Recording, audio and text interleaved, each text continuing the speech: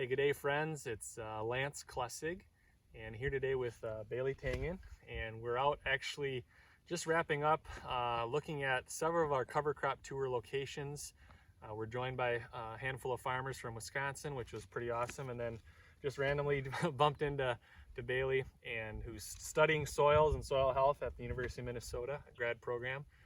But I guess the main reason we're here today is to kind of provide an update. So this would be video 3 of the series about interseeding in 60-inch corn.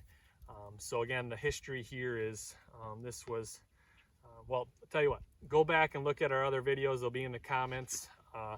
We interseeded this, Sheldon Lumen did, on June 11th, and then came back and Rotary Hoed it on June 12th. So there's 2 separate videos there. So we'll get back to that, but I don't know, Bailey, can you tell us a little bit about some of your observations? You know, this is your first time being on this farm, first time seeing the field.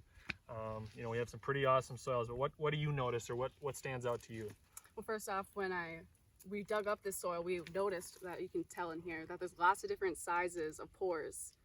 There's really large macropores and also micropores, which is really important for water storage and for water movement.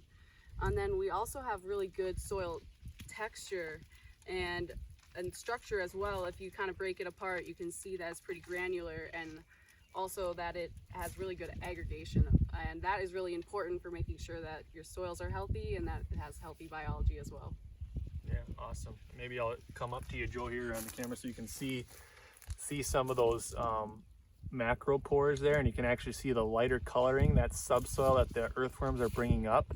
So I'll go back here. So yeah, so that's just kind of, you know, a good observation here. I have an earthworm. It's a little guy, but again, we're really starting to see, like you said, the nice texture. So so yeah, this farm was interseeded with a mixture of annual ryegrass, some brassicas, and then some clovers.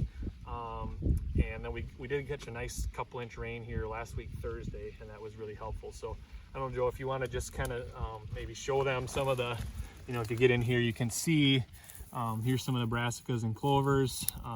Probably hard to see, but here's some of the nice annual ryegrass coming. Here's the clovers down here. Can you see those, Joe? Mm-hmm.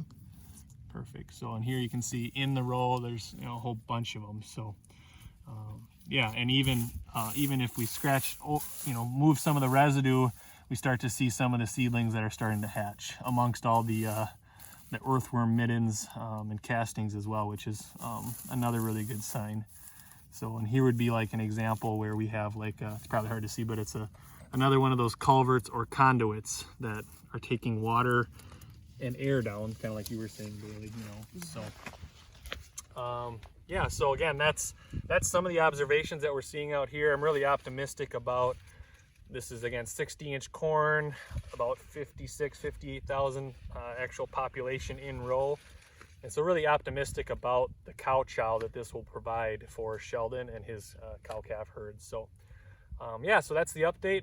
Video 3, we'll probably be doing, I shouldn't say probably, we will be doing several more throughout the season.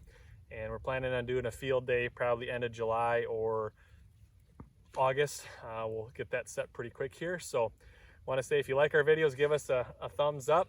And lastly, choose to make it a great day, friends.